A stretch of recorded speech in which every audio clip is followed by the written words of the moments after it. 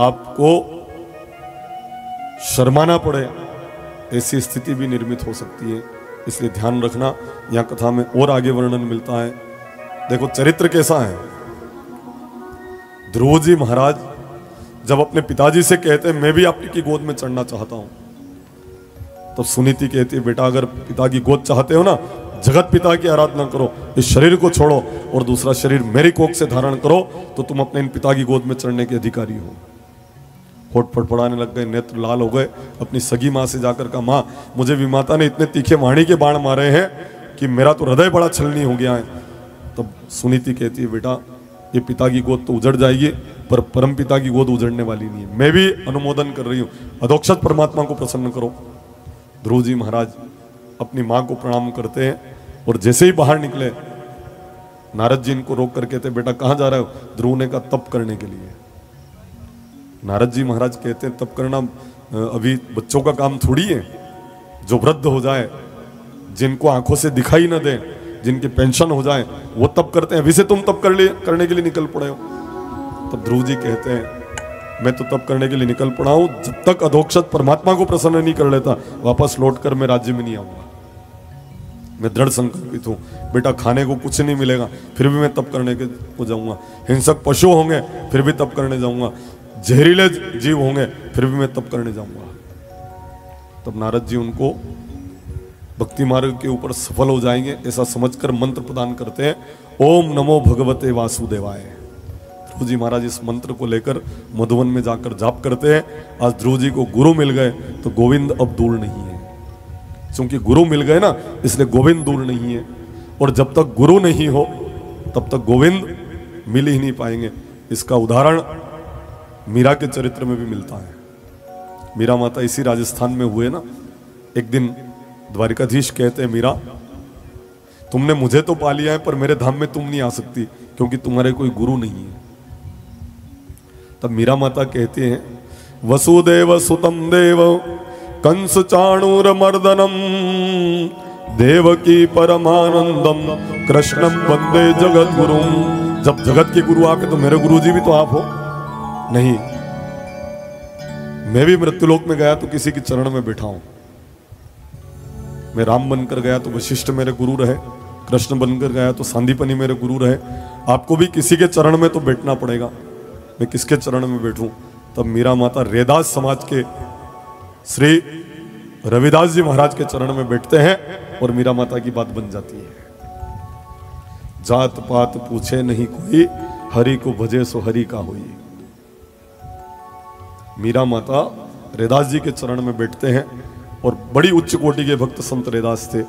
अगर समय मिला तो मैं इस चरित्र को भी, रैदास जी के चरित्र को भी आपके समक्ष अवगत करूंगा, अगर समय मिला और ध्यान आया तो। अभी तो हम ये आपको श्रवण करवा रहे हैं कि जब तक गुरु नहीं वहां तक गोविंद नहीं मिलते हैं। गुरु बिनु भवनिधि तरह ही न कोई, चाहे बिरंची शंकर सम होई। आप पूजा पाठ करो तो उसका फल नहीं मिलेगा, व्रत करो तो फल नहीं मिले, कन्यादान करो तो फल नहीं मिले, कहीं प्रणाम करो तो उसका पुण्य नहीं मिले जब तक गुरु नहीं। आप कह दोगे महाराज हम नहीं मानते, मैं इसको प्रमाणित करके बताता हूं। एक बार नारद मुनि गए वैकुंठ में, भगवान नारायण के दर्शन करके वापस लौट रहे हैं तो विष्णु जी के पार्षद जो थे ना वो नारद जी के पीछे की जमीन खोद रहे थे। पूछा नारद जी ने मेरे पीछे की जमीन क्यों खोद रहे विष्णु पार्षद आप? तो विष्णु पार्षदों ने कहा नारद आप नुगरे हो और नुगरा आदमी जहां जहां पांव रखता है वहां की भूमि अपवित्र हो जाती है, इसलिए यहाँ की मिट्टी को खोद रहे हैं। जहां जहां अपने पांव रखा है ना वहां अपवित्रता फैल चुकी है। वहां डंपर नहीं थे, जेसीबी नहीं थी, पोकलैंड मशीन नहीं थी। बहुत मेहनत कर करके खोद रहे हैं और पात्र में भरकर उस मिट्टी को एक तरफ डाल रहे हैं। नारद जी बड़े क्रोधित हुए, गए जाकर कहा भगवान नारायण आपकी पार्षद मुझे इतना पवित्र कह रहे हैं, मैंने वैकुंठ में पांव रखा, वैकुंठ भी अपवित्र हो गया, सत्य है क्या है? भगवान नारायण कहते हैं हाँ नारद 24 ही घंटे आप मेरा नाम लेते हो पर आपके कोई गुरु नहीं है, इसलिए भजन मतलब समझ रहे हैं? जो भी विद्या थी वो सब नहीं कहते कि किताब घोल के पिया है आदमी, तो किताब कोई पानी में गोरिन नहीं पी दी है, सांगोपांग अध्ययन कर लिया है। तो भगवान सूर्य का पूरा अध्ययन हनुमान जी ने प्राप्त कर लिया है। जुग सहस्त्र योजन पर भानो लिल्यो ताही मधुर फल जानो। जुग सहस्त्र योजन को अगर किलोमीटर में हम घटाते हैं तो हनुमान चालीसा इतनी सत्य है, 15 करोड़ 36 लाख किलोमीटर सूर्य धरती से दूर है।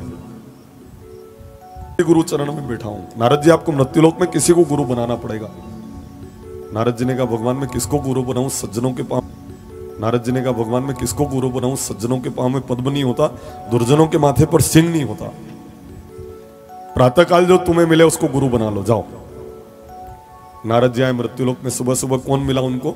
एक मछुआरा जाल लेकर मछली पकड़ने जा रहा है।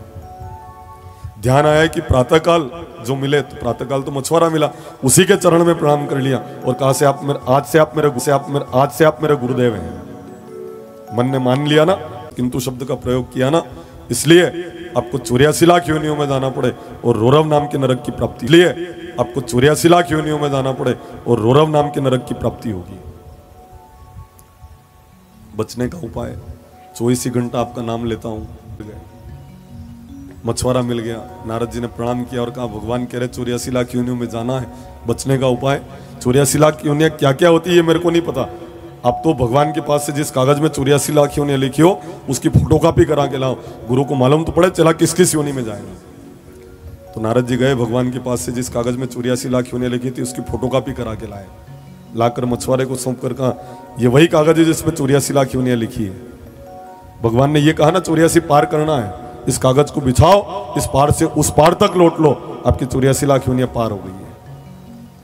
बिछाया कागज, इस पार से उस पार लौटे, गए भगवान नारायण के पास। भगवान नारायण ने पूछा 84 लाख योनियां भुगत ली? बिल्कुल भुगत ली। कैसे भुगती? नारद जी ने कहा ये मैं आपको नहीं बताऊंगा, मेरे गुरुजी जो कह रहे हैं उसके ऊपर मुझे पूरा विश्वास है और मैं 84 लाख योनियों से पार हो गया हूं। न जन्म लेना पड़ा न मरना पड़ा, 84 लाख योनियों से पार हो गए। इतना सीधा सरल सहज मार्ग सदगुरुदेव बताते हैं। इसलिए तो कहां है नहीं जानो मैं तो स्वर्ग नरक में, जानो मैं तो स्वर्ग नरक में, नहीं जानो मैं तो जीवन मरण में, ओ नहीं जानो मैं तो जीवन मरण में।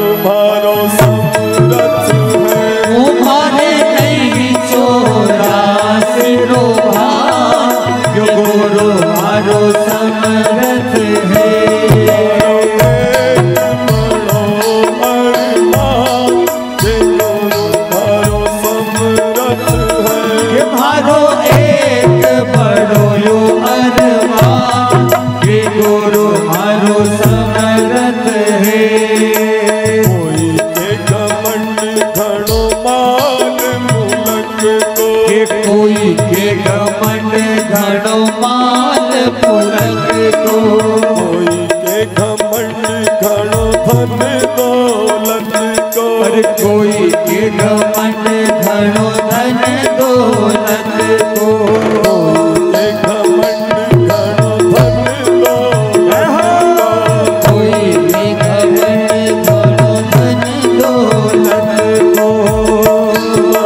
आवे एक ही मारो समरथ है, तुम्हारे आवे एक ही गुरु मारो समर्थ है।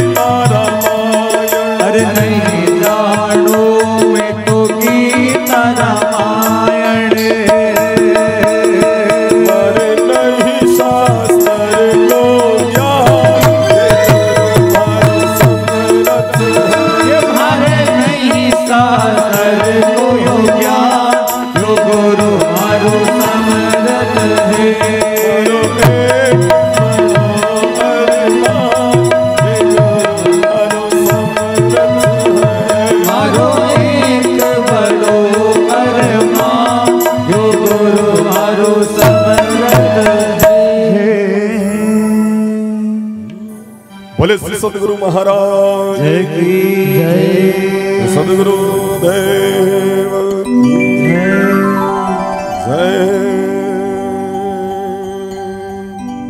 नहीं जानू मैं तो गीता रामायण, नहीं जानू मैं तो वेद पुराणन, मारे नहीं शास्त्र को ज्ञान, गुरु मारो समर्थ है।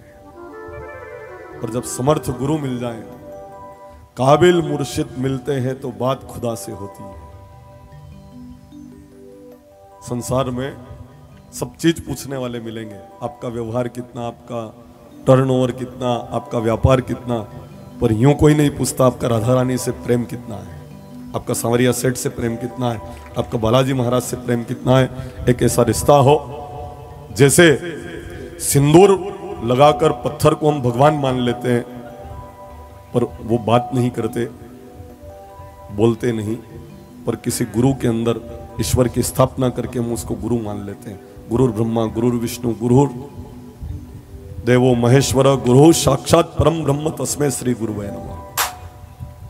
ब्रह्मा विष्णु महेश है वो। अब अंग्रेजी में उनको ब्रह्मा विष्णु महेश को क्या बोलते हैं? गॉड। जी का मतलब होता है जनरेटर, ओ का मतलब होता है ऑपरेटर, और डी का मतलब होता है डिस्ट्राइटर। देखो आप, ब्रह्मा विष्णु महेश भी है। ऑपरेटर यानी पालन करता, और डिस्ट्राइटर यानी संहार करने वाला, जीओडी, वहां भी तो है। तो ब्रह्मा विष्णु महेश कहा है ना, गुरु साक्षात पर ब्रह्म तस्मै श्री गुरुवे नमः। हमें इस बात का अरमान है कि सदगुरुदेव समर्थ हैं, और जहां समर्थ सदगुरुदेव हो तब तो ये मान लेना कि फिर ईश्वर दूर हो ही नहीं सकते आपके। और आपकी श्रद्धा कितनी है उनके ऊपर, ये आपकी सफलता का प्रमाण देने वाला है। आइए, और भी कथा में आगे वर्णन मिलता है। ध्रुव जी महाराज गुरु के वचन के ऊपर विश्वास रखकर मधुवन में जाकर जाप करते हैं। 6 महीने में साक्षात नारायण प्रकट हो जाते हैं। वरदान मांगो तुम्हें क्या, चाहने का कुछ भी नहीं चाहता, फिर भी मैं तुम्हें दूंगा। पिता के बाद तुम पिता की गोद में बैठना चाहते थे ना, पिता खर कपासिया की दुकान खोल लेता तो ता उम्र आपने भी ना आपके औलाद ने भी कमीशन मिलतो। एक व्यक्ति के आपने भी ना आपके औलाद ने भी कमीशन मिलतो। एक व्यक्ति के साथ धोखा करो, वो भी आपको भोगना पड़ेगा। सामूहिक अगर इतने सारे लोगों के साथ धोखा करोगे, इसकी सजा का जरूर बड़ा प्रावधान है।